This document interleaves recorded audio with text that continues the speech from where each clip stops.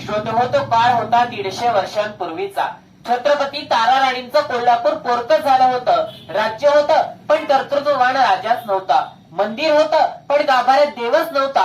नवरात्री येत होती पण कोल्हापूरचा दसरा चौक मात्र दिनवाना दिसत होता।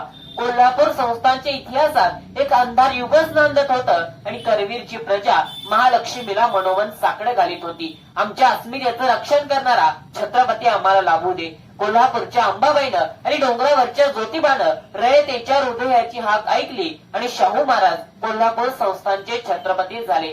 नमस्कार रसिक श्रोते हो, मी कुमार शिवम संजय माळकर, शिरोळ कोल्हापूरचा विद्यार्थी। अर्थातच आपणासमोर विषय मांडतोय राजर्षी शाहू महाराजांची सामाजिक विचारधारा व कार्य।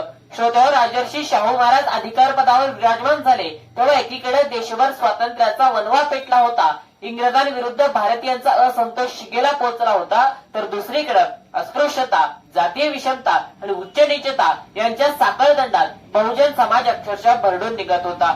हरिजन लोकांना कोणी वाऱ्यालाही उभं करून घेत नव्हतं। माणसं जनावरांच्या पाठीवरून हात फिरवत होती, मांजरानं उष्ट केलेलं दूध पित होती, पण हरिजन लोकांची सावली सुद्धा अंगावर पडून देत नव्हती। गुरुजन लोक तर बहुजन मुलांचा स्पर्श टाळत होते आणि डॉक्टर लोक तर हरिजनांच्या अंगाला हात न लावता औषधोपचार करत होते। ही हृदय पिळवटून टाकणारी परिस्थिती पाहून राजर्षी शाहू महाराज गहिवरून गेले, पण दलितांसाठी गहिवरून जाणारा हा प्रजावत्सल्य राजा मनानं मात्र तेवढाच खंबीर, कणखर आणि करारी होता। त्यांनी गंगाराम कांबळे नावाच्या हरिजन व्यक्तीला स्वतः हॉटेल सुरू करून दिलं। एवढंच नव्हे तर राजर्षी शाहू महाराज स्वतःच्या हॉटेल मधला चहा घेत। श्रोते, या घटनेला जवळजवळ 100 ते 125 वर्षे झाली, पण राजर्षी शाहू महाराजांच्या त्या एका क्रांतिकारी निर्णयामुळे अस्पृश्यता हा समाजाला लागलेला कलंक कायमचा निघून गेला।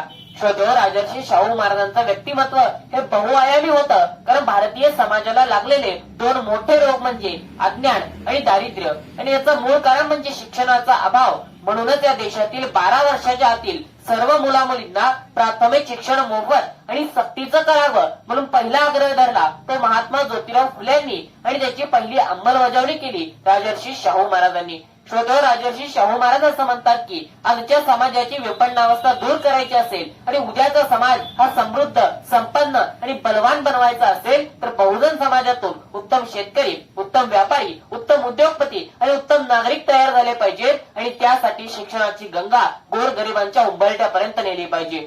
श्रोते, एवढ्या वर्ष शाहू महाराज थांबले नव्हते। त्यांनी आपल्या प्रशासनातील 50% जागा मागासवर्गीयांसाठी राखीव ठेवल्या होत्या। म्हणजे आमच्या मायबाप सरकारनं राखीव जागांसाठी जो मंडल आयोग नेमला होता त्यापूर्वी कित्येक वर्ष अगोदर शाहू आयोग अंमलात सुद्धा आला होता। म्हणजे वर्तमानाचा विचार करताना शाहू महाराजांची भविष्यातील दूरदृष्टी किती व्यापक आणि समतावादी होती हे यावरून सिद्ध होतं। श्रोते, स्त्रियांचं शिक्षण आणि त्यांचं रक्षण याबद्दल राजर्षी शाहू महाराजांचे विचार हे पुरोगामी आणि लाख मोलाचे होते, कारण स्त्रियांवर होणाऱ्या अन्याय आणि अत्याचाराला प्रतिबंध करणारा कौटुंबिक हिंसाचाराचा कायदा प्रत्यक्षात आला तो अगदी अलीकडच्या काळात म्हणजे 2005 साली। पण श्रोते, राजर्षी शाहू महाराजांनी आपल्या राज्यात विधवा पुनर्विवाह कायदा, आंतरजातीय विवाह कायदा, वारसा हक्काचा कायदा, देवदासी प्रथा बंदीचा कायदा यांसारखे पुरोगामी कायदे तर केव्हाच केले होते, पण त्याहीपेक्षा अत्यंत महत्वाचा आणि कोणाच्याही ध्यानी मणी न आलेला कायदा म्हणजे स्त्रियांच्या संरक्षणाचा कायदा महाराजांनी 1919 मध्ये लागू केला होता,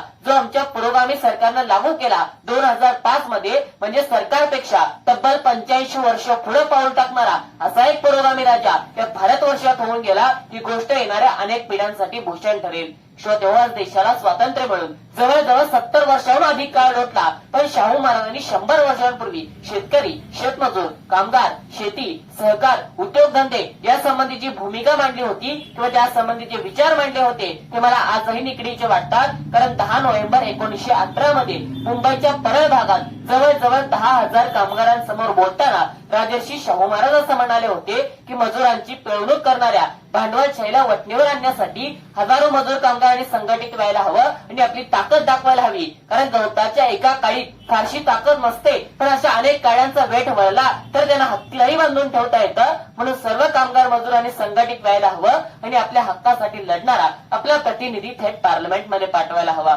शोधो थोडक्यात इंग्लंड मधील पार्लमेंटचा अभ्यास असणाऱ्या राजर्षी शाहू महाराजांनी भारतीय पार्लमेंटमध्येही कामगारांचा प्रभाव असला पाहिजे हे सूचित करून भविष्यात येणाऱ्या सामाजिक लोकशाहीचे संकेत दिले होते.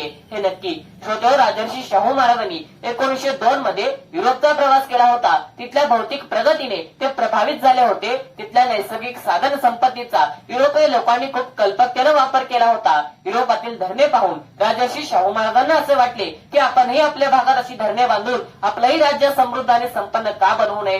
शोधो राजर्षी शाहू महाराजांच्या याच दूरदृष्टीतून साकारली राधानगरी धरणाची संकल्पना आणि यातूनच बनला कालचा, आजचा आणि उद्याचा समृद्ध आणि संपन्न महाराष्ट्र.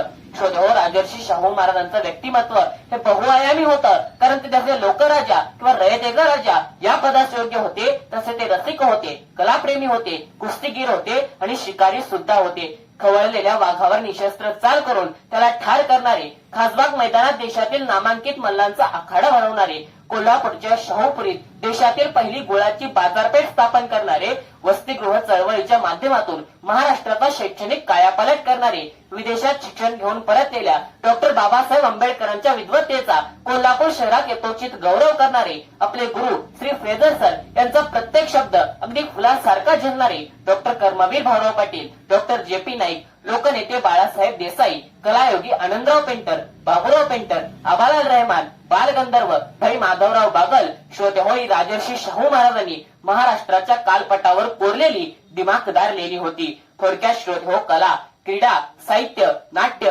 चित्रपट, संगीत, साखर उद्योग, दूध संकलन, कृषी उत्पादन, श्वेत क्रांती, हरित क्रांती, धवल क्रांती, आधुनिक तंत्रज्ञान, वैज्ञानिक दृष्टिकोन अशा प्रत्येक बाबतीत राजर्षी शाहू महाराजांनी महाराष्ट्राला दिली एक नवी दिशा आणि एक नवा दृष्टिकोन. श्रोते हो, उद्याच्या पिढीला ज्यांचे विचार आणि ज्यांचा आदर्श घेतल्याशिवाय पुढे जाता येणार नाही ते महाराष्ट्राचे अष्टपैलू, उत्तुंग आणि बहुआयामी व्यक्तिमत्व 1922 मध्ये वयाच्या केवळ 48व्या वर्षी हे जग सोडून निघून गेले आणि राजर्षी म्हणजे राजा असून ऋषितुल्य जीवन जगणाऱ्या या महामानवाला महाराष्ट्र कायमचा मुकला. पण त्यांचे विचार आणि त्यांचं कार्य हे येणाऱ्या अनेक पिढ्यांना दीपस्तंभाप्रमाणे जीवनाची दिशा देत राहील असा मला ठाम विश्वास वाटतो. मनपूर्वक धन्यवाद.